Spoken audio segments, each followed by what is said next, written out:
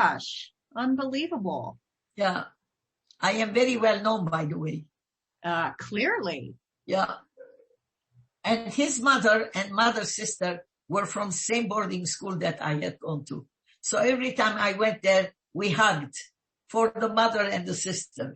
And now I couldn't recognize him.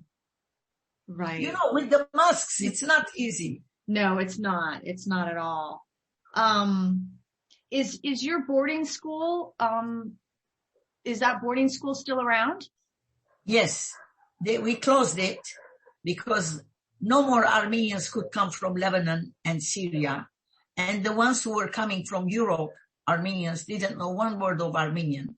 And that school is a secondary school, not a kindergarten. So, and we didn't want people to come from Armenia and empty our homeland. Because once they come to the West, they don't want to return back home. Because this is a free country. So that's why we closed. There were many, many things. People were upset and so on.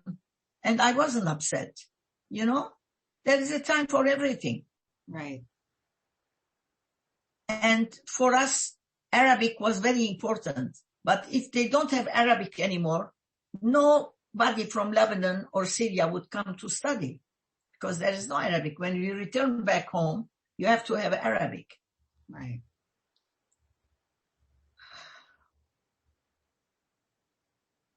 So I'm going to tell you about that boarding school. Okay. The woman had one building and boys had the other building. And in between, we had what do they say? The heads of the two brothers who founded the school. Mm-hmm. They were rich, not married. So the bishop said, why don't you open a school for the orphans of the 1915 massacre? They did. But later the orphans grew up and there were other children that came there. Now, girls slept in the girls' building. Are you writing? Mm-hmm. In the girls' building, and we ate there, we slept there, but we went to do our lessons in the boys' building where the teacher would come. And in our building, there were low-grade students who, if we needed a book, the boys had it. She would go to the boys' building and see the dean of the boys and say, we would like to have 11th grade history book. And they would bring and give it to her. Now, I needed this book and we didn't have, and my woman teacher, dean of the girls, said, go and bring it yourself. I went to the boys' building and I went to the teacher's room and he said, Cecile, why don't you go? It's at the end of the corridor and you take it from your classmates. He trusted me, you know. Mm-hmm. I went all the way to the end of the corridor. I knocked at the door. As soon as I entered the room, all the boys stood up. Said, what are you doing here? Get out, get out. What are you doing here? I said, Mr. Sarkisian sent me. So they brought the book and they wanted me to get from there as quick as possible out. Because it was forbidden, the girls to go to the boys' building when there were no classes. Can you imagine? And we each had numbers. My number was 301. We didn't want anybody to know our numbers because the wash was done on the other side of the buildings when the washer rooms were and so on. And the clothes were hanging on the line, and the numbers would be seen. So the boys want to know what is my number to see which underwear is mine. And if you are not good with one girl, she would tell a boy and the boys would tell to others. Oh my gosh. Yeah. Mine was 301. Right. Did they ever find out your number? No. No. But I used to always defend the girls and they would hurt me. The boys would say, are you their lawyer? I would say, I knew you were smart. You would know. I would compliment them. And things like that. There is a smell coming from this side, the girl's side. That means somebody has a period. Right. And I would say, your nose is smelly, not this side, your nose. And we talked with the girls, we didn't have hot water, that we have to be always clean. We cannot let the boys accuse us of smell. So what happens when the boy says there's a smell from here? One of the girls, who is now in the nursing home here, says, listen, we had a meeting, everything is clean and nice. We didn't want the boys to know. Right. You know, this is secret among us. Yeah.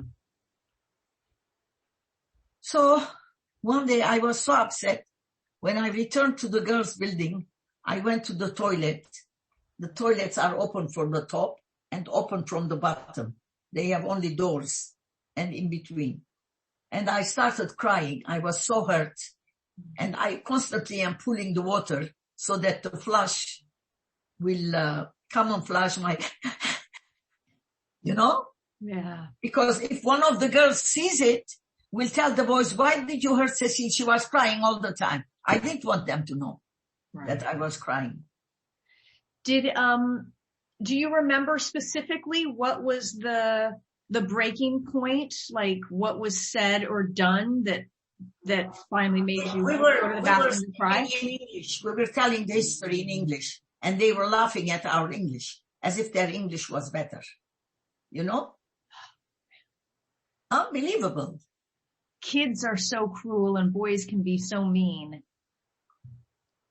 But I mean, the boys must have smelled too. I mean, boys smell.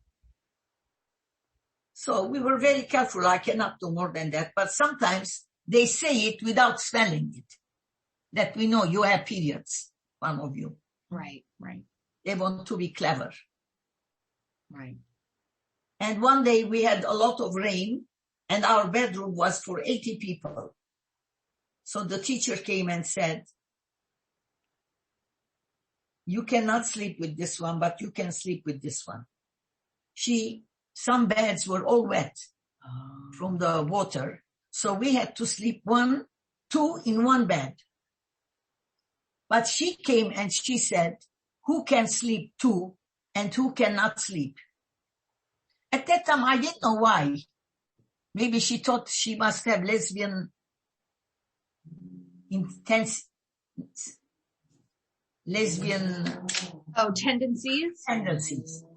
Especially there was one girl from my class. She said, you have to sleep alone. I slept, of course, with Hasmik, Jasmine. And by the time they renovated, it took so long. Can you imagine 80 people? 2 beds, in the middle a desk, then walking space. 2 beds, in the middle a desk, then walking place, so that you would walk and go. Right. And then you go to the bathrooms before you go down. But they had leaks in the roof? The roof, yes. Once it had leaks and all the beds were wet. Oh, terrible. So the teacher came and looked. She had PhD from Belgium, very smart woman. And she decided who's going to sleep with who. I didn't understand at that time why. Right. And that girl from my class who was forbidden, what's happening? Who was forbidden to sleep with anyone.